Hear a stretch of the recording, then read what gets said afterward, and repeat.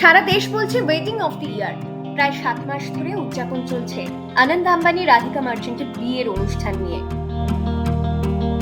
এখন তারা just married. নবদম্পতির আজ রিসেপশন। তাতে যোগ দিতে মুম্বাইয়ের উদ্দেশ্যে পাড়ি দিলেন বাংলার একাধিক তারকা। রবিবার সকালে কলকাতা বিমানবন্দরে দেখা গিয়েছে টলিপাড়ার জনপ্রিয় কাপল নুসরাত জাহান এবং যশ দাশগুপ্তকে। মুকেশ এবং নীতা আম্বানির ছোট ছেলে অনন্তের রিসেপশন নাইট আলো করবেন যশ নুসরাত। এখানেই শেষ নয়, রয়েছে আরো চমক। টলিপাড়ার অপু অর্থাৎ শাশ্বত চট্টোপাধ্যায় আমন্ত্রিত আম্বানিদের রিসেপশনে।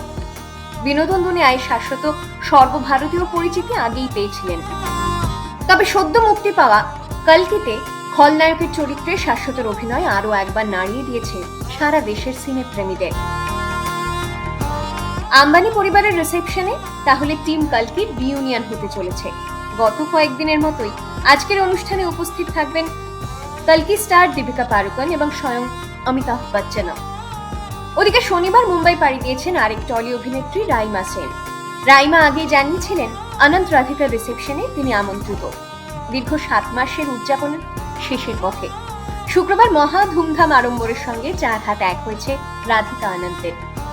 দেশের প্রায় সমস্ত গণমাধ্যম, সংবাদপত্র এবং সোশ্যাল মিডিয়া জুড়ে আম্বানিদের উদযাপনের শত শত ছবি, ভিডিও ভাইরাল।